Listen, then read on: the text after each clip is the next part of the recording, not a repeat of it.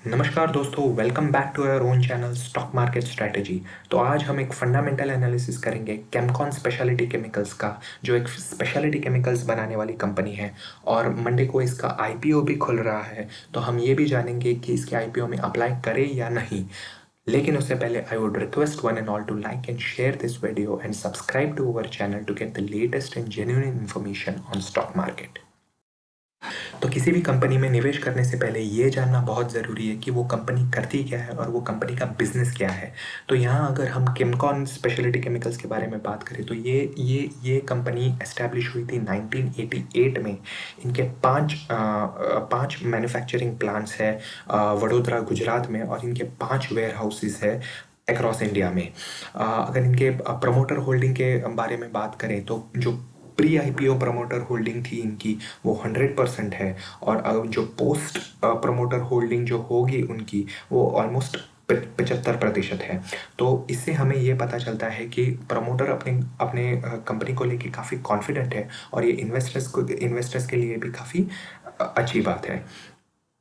अगर यहाँ पे मैंने एक रेवेन्यू का ब्रेकअप लगाया है। जैसे कि आप देख सकते हैं इनका जो प्रोडक्ट प्रोफाइल से जो इनका रेवेन्यू जो कंपनी जनरेट करती है वो 63% जो रेवेन्यू है वो इनका फार्मास्यूटिकल बिजनेस से आता है। 35% जो रेवेन्यू इनका ऑयल वेल केमिकल्स से आता है। ऑयल वेल केमिकल्स जनरली ये ऑयल एंड गैस के प्रोडक्शन में यूज़ होते हैं, जैसे कि सोडियम ब्रोमाइड हो गया, जिंक ब्रोमाइड हो गया। ये ऑयल एंड गैस की प्रोडक्शन में ये केमिकल्स यूज़ होते हैं। और तीसरा जो इनका जो बिजनेस है वो साइलेंस एंड कॉन्ट्रैक्ट मैन्युफैक्चरिंग से आता है। उनमें से ये 2% रेवेन्यू जनरेट करते हैं। इनके जो दो मेजर प्रोडक्ट्स है HMDS एंड CMIC, ये दो फार्मा प्रोडक्ट्स है, और ये company one of the world leaders है ये दो प्रोडक्ट्स बनाने में। अगर इनका क्लाइंटल बेस भी देखें तो काफ़ी अच्छा क्लाइंटल बेस है। Hetero labs, Laurus lab, Aurobindo और कई ऐसी दिग्गज फार्मास्यूटिकल कंपनी को ये अपने प्रोडक्ट सप्लाई करती हैं। अगर एक्सपोर्टिंग की बात करें तो ये कंपनी अपने प्रोडक्ट्स एक्सपोर्ट भी काफ़ी वर्ल्ड में काफ़ी जगहों पे करती है, जैसे कि US, चाइना, जापान, रशिया। और देखिए ये जो सेक्टर है वो एक तरह से इंडिया का ग्रोथ इंजन है, क्योंकि अभी जो भी चाइना के साथ मुठभेड़ जो हो रहे हैं उसके उसके चलते ये सेक्टर एक तरह से इंडिया का फ्यूचर है। तो चलिए जान लेते हैं कंपनी के फाइनेंशियल्स कैसे हैं, कंपनी की बैलेंस शीट क्या कहती है, क्या कंपनी डेट अपना रिड्यूस कर रही है, क्या कंपनी अपना रेवेन्यू ग्रो कर पा रही है या नहीं साल दर साल। तो अगर केमकॉन के बारे में बात करें तो कंपनी का डेट अगर आप 2018 में देखें तो करीब करीब 17 करोड़ था, जो 2020 में 45 करोड़ हो गया है। तो यहाँ देखिए देखिए 17 करोड़ से 45 करोड़ मुझे नहीं लगता कि ये बहुत ज़्यादा डेट है। ये डेट काफ़ी मैनेजेबल है लॉन्ग टर्म में। बट ये यहाँ ध्यान रखना काफ़ी ज़रूरी है कि ये डेट जो है वो साल दर साल बढ़ ना जाए, साल दर साल स्टैग्नेंट रहे या इसी रेंज में रहे, तो ये एक अच्छी बात है कंपनी के लिए। अगर कंपनी के रेवेन्यू और नेट प्रॉफिट्स के बारे में बात करें तो 2017 में कंपनी का रेवेन्यू 90 करोड़ था, जो अभी 2020 में 266 करोड़ है। नेट प्रॉफिट की बात करें तो करीब 3 करोड़ का नेट प्रॉफिट था 2017 में, जो 2020 में 49 करोड़ है। तो यहाँ हम देख सकते हैं कि कंपनी ने ईयर ऑन ईयर काफ़ी अच्छी तरह से ग्रो किया है, एक सस्टेनेबल ग्रोथ दिखाई है कंपनी ने। हालांकि में 2020 में इनका रेवेन्यू थोड़ा सा कम हुआ है, बट ये ऑब्वियसली ड्यू टू कोविड और ओवरऑल वर्ल्ड में जो रिसेशन चल रहा है उसकी वजह से विच इज़ क्वाइट अंडरस्टैंडेबल। अगर की टेक अवेज देखें इस बैलेंस शीट की, तो ये कंपनी काफ़ी सस्टेनेबल ग्रोथ दे रही है ईयर ऑन ईयर। डेट भी इनका काफ़ी मैनेजेबल है। क्लाइंटल बेस अगर इनका देखें तो काफ़ी अच्छा क्लाइंटल बेस है, काफ़ी बड़ी बड़ी कंपनियां इनकी क्लाइंट्स हैं।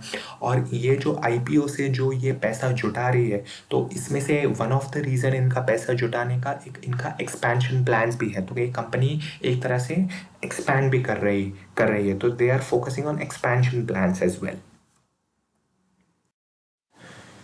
तो यहाँ पे मैंने कुछ ऑब्जेक्टिव्स लिस्ट डाउन किए हैं कि ये कंपनी आईपीओ इशू ला क्यों रही है। तो to meet capital expenditure for expansion of manufacturing facilities, जैसे हमने बात की कि कंपनी जो 300 करोड़ का आईपीओ जो पैसा रेस करेगी, उसमें से कुछ पैसा ये एक्सपेंशन में यूज़ करेगी, कुछ पैसा जो है to meet the business working capital requirements and to meet general corporate purposes. तो ये जो कुछ पैसा जो होगा वो अपने रूटीन ऑपरेशंस के लिए ये कंपनी यूज़ करेगी। अगर आईपीओ डिटेल्स के बारे में बात करें तो आईपीओ जो खुल रहा है वो 21 सितंबर को खुल रहा है, और जो आईपीओ की क्लोजिंग डेट है वो 23 सितंबर है।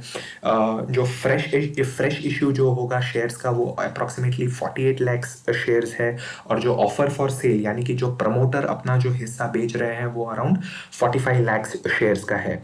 तो अप्रॉक्सीमेटली 93 लैक्स का ये लोग शेयर्स का इश्यू हो रहा है।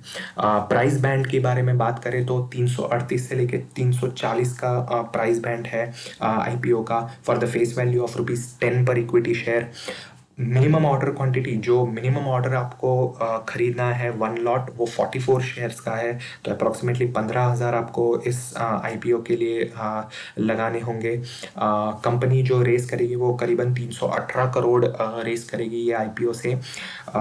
इसमें से देखने वाली बात यह है कि क्यूआईबी के 50% है, नॉन इंस्टीट्यूशनल इन्वेस्टर्स जो है वो 15% उनको मिलेगा, और जो रिटेल इंडिविजुअल इन्वेस्टर्स है वो ऑलमोस्ट 35% मिलेगा, जो काफ़ी अच्छी चीज़ है। देखिए, कंपनी ने एक fair proportion retail individual investors के लिए रखा है, जो काफ़ी अच्छी चीज़ है। अनलाइक हैप्पीएस्ट माइंड्स का आईपीओ जिसमें करीब 10 से 12% ही रिटेल इन्वेस्टर्स को मिला था। काफ़ी इन्वेस्टर्स निराश भी हुए थे क्योंकि उनको शेयर्स मिले नहीं, और लिस्टिंग गेन्स भी उनको मिले नहीं। तो काफ़ी इन्वेस्टर्स उस वजह से नाराज़ भी हुए थे। तो यहाँ पे ये देखने वाली बात है कि रिटेल इंडिविजुअल इन्वेस्टर्स को काफ़ी अच्छा प्रपोर्शन मिल रहा है, जो है 35%। अगर मेरे ओपिनियन में माने तो इस आईपीओ के लिए आप डेफिनेटली अप्लाई कर सकते हैं for listing gains. For long term purpose के लिए मेरे हिसाब से आप 1-2 क्वार्टर इनके देख लीजिए। देखिए, जून क्वार्टर तो थोड़ा वीक रह सकता है obviously due to COVID, but आप इसका सितंबर दिसंबर क्वार्टर का इवैल्यूएट कीजिए कैसा रहता है, उस बेस पे आप लॉन्ग टर्म निवेश इस कंपनी में कर सकते हैं। देखिए, लॉन्ग टर्म में मेरे हिसाब से ये कंपनी में प्रॉब्लम नहीं होना चाहिए, क्योंकि जिस हिसाब से अभी ये जो सेक्टर जो ग्रोथ दिखा रहा है स्पेशलिटी केमिकल्स का, तो मेरे हिसाब से लॉन्ग टर्म में कोई प्रॉब्लम नहीं आना चाहिए। और अगर आईपीओ के बारे में भी बात करें तो आईपीओ में भी आप लिस्टिंग गेन्स के लिए अप्लाई कर सकते हैं, क्योंकि देखिए, अभी जो आईपीओ का जो ट्रेंड चल रहा है, जो मार्केट में फैड है आईपीओ का, जितने भी आईपीओज लिस्ट हो रहे हैं उनमें लिस्टिंग गेन्स सभी कंपनियों को अभी तक अच्छे खासे मिले हैं। तो मेरी नज़र में इस कंपनी को भी लिस्टिंग काफ़ी अच्छी होनी चाहिए इस कंपनी को। तो डेफिनेटली आप लिस्टिंग गेन्स के लिए अप्लाई कर सकते हैं। तो ये थी मेरी राय केमकॉन स्पेशलिटी केमिकल्स के बारे में। Stay tuned for more such videos with stock market strategy.